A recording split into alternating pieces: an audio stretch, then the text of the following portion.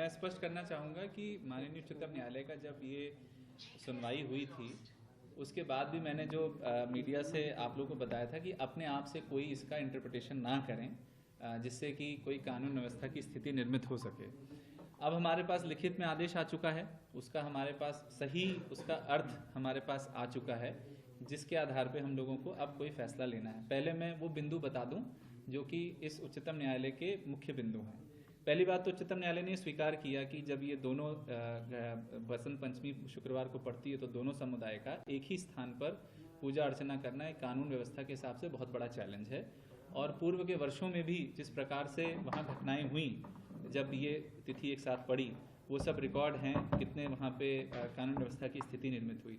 इसलिए उच्चतम न्यायालय ने इसमें निर्देश दिया जाना आवश्यक समझा।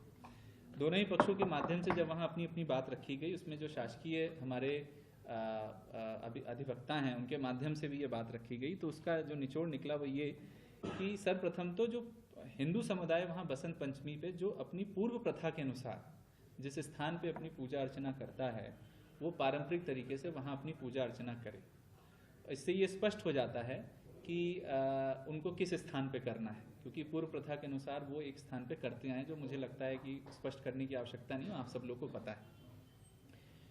ये भी स्पष्ट है इस आदेश से कि दोनों ही समुदायों को पृथक पृथक एक्सक्लूसिव और सेपरेट स्थान देने हैं, जिससे कि दोनों ही समुदाय का जो वहाँ पूजा अर्चना है वो निर्विघ्न चले, जितना भी समय दोनों के पास होता है उसमें निर्विघ्न चले। इसलिए ये स्पष्ट है कि बसंत पंचमी की जो पूजा अर्चना होती है वो निर्विघ्न पूरे दिन तक चलेगी और कोई भी कानून व्यवस्था उससे निर्मित नहीं होनी चाहिए। जब मुस्लिम समुदाय को स्थान देने की बात पे जो माननीय उच्चतम न्यायालय ने जो निर्देश दिए हैं वो बड़े स्पष्ट हैं और वो ये कहते हैं कि ये स्थान जो है वो एक्सक्लूसिव होना चाहिए और सेपरेट होना चाहिए।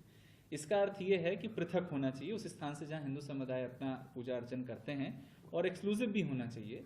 ऐसे स्थान की तलाश में आज हम लोगों ने सबसे पहले हमने अपना खुद का सर्वे किया और आर्कियोलॉजिकल सर्वे ऑफ इंडिया के जो पुरातत्वविद हैं उनसे हमने प्रोटेक्टेड मॉन्यूमेंट, ये जो प्रोटेक्टेड परिसर की जो पूरा नक्शा है उसको हम लेकर के बैठे, और जब हमने उसमें अपना एनालिसिस कर लिया कि ऐसे कौन से स्थान हैं जहां हम नमाज के लिए वो कर सकते हैं, उसके बाद हमने कोर्ट के निर्देशों के तहत आज बैठक बुलाई। बैठक प्रशासन के माध्यम से बुलाई गई थी निर्णय लेने के लिए या समाधान या अपना एक निराकरण करने के लिए। उसमें हिंदू समुदाय भी आया, उसमें मुस्लिम समुदाय भी आया, और दोनों के समक्ष हमने अपनी इस बात को पूर्ण रूप से रखा है।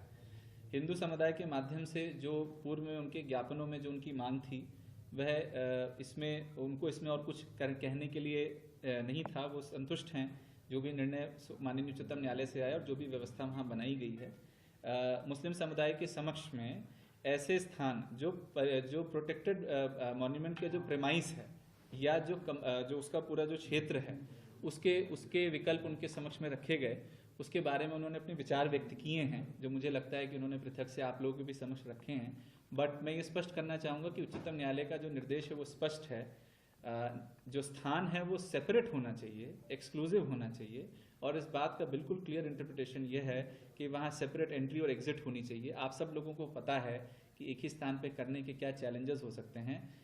पुलिस अधीक्षक महोदय के भी माध्यम से पूर्व में जो घटनाएं हुई वो पूरी सभा के सामने रखा गया, जो पूर्व में कानून व्यवस्था की स्थिति निर्मित हुई वो रखा गया। इसलिए हमने ये निर्णय लिया है कि ये स्थान बिल्कुल सेपरेट और एक्सक्लूसिव होना चाहिए।